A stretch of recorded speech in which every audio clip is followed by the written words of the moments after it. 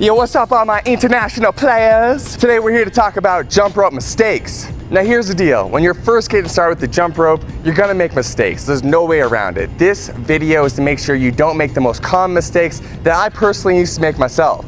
Story time. So about 13, 14 months ago, Dan and I came together to create Zen Dude Fitness in a real way. We're like, yo, let's go all in on jump rope. And so I knew when I went all in on jump rope, I had to figure out how to jump rope like a ninja. And the way I was able to transition over the last 13, 14 months from going from a novice to now being pretty skilled with the jump rope is by avoiding these top jump rope mistakes I'm about to get into in this video. Now before I get into these top jump rope mistakes and how to avoid them, I want to mention that we still got this free 4-week challenge for y'all. So if you want to join that, you can click the link in the first line of the description, or you can click the button in the top right hand corner of the screen right now.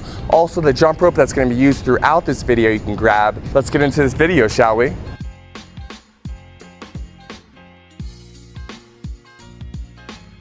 All right, the first thing we're going to start off with is where you're holding the jump rope. A lot of people don't talk about this, but it's extremely important. And so we're gonna dive deep into where to put your hands on the rope right now. And so you can see here, you have very little control if you're grabbing the bottom of the jump rope. The rope is loose and it makes it harder to do tricks or just get into a good rhythm. What you wanna do is choke up on the handles so your fingers are very close to the actual steel cable and the ball bearing. This will give you a lot more control of the rope and make the spin a lot smoother. Next, we just want to talk to you about the importance of having a good, high quality jump rope. There's a lot of jump ropes out there and a lot of really inexpensive ones. And the reason why we talk about the cross rope so much is because it is the highest quality rope out there and it does make a significant difference in your ability to jump rope with more skill and your ability to jump rope, period. So the next thing we're going to cover here is a very subtle example of what it looks like to have your wrists too far apart. And so you can see here, when your wrists are too far apart, when you try to do tricks, for example, the crisscross, you end up tripping over the rope because it's spread too long, right? And so that means there's not enough depth on the rope to be able to make it underneath your feet.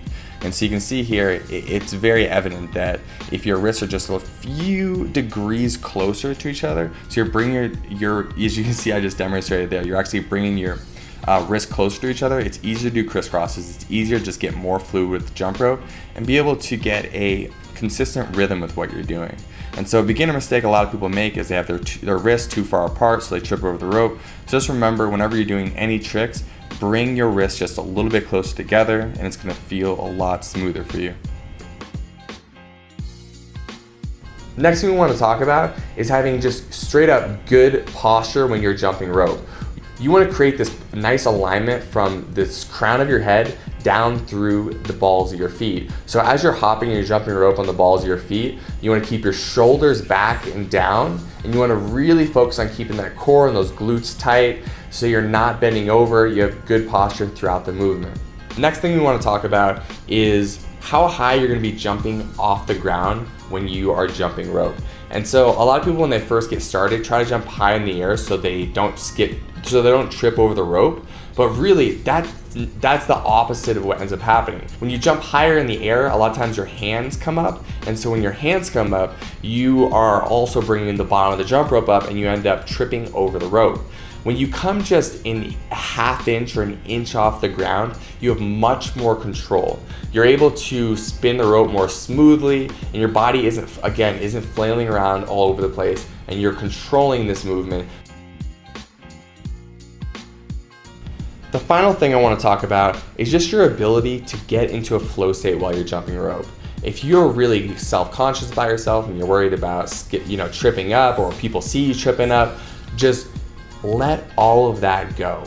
All that, worry about like messing up or like not, getting as good as you want to, as fast as you'd like to, like don't worry about that stuff. The whole point of jumping rope is just to take care of yourself. So the fact that you're even doing it is a win in itself. Now beyond that, if you want to focus on enjoying it even more, you want to really just get into the state of being where the only thing that exists is every skip of that rope.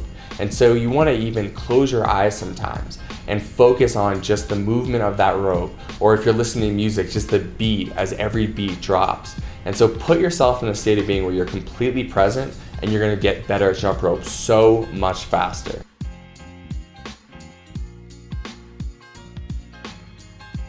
Finally, if you've enjoyed this video, if you like this video, please give it a like. If you have any questions, go ahead and drop them in the comments below. Please subscribe to the channel. ZenNu Nation is growing day by day. We appreciate each and every one of you so much. So another sub means another family member, so come on in, join us, we'll hook you up. Thanks so much for watching this video.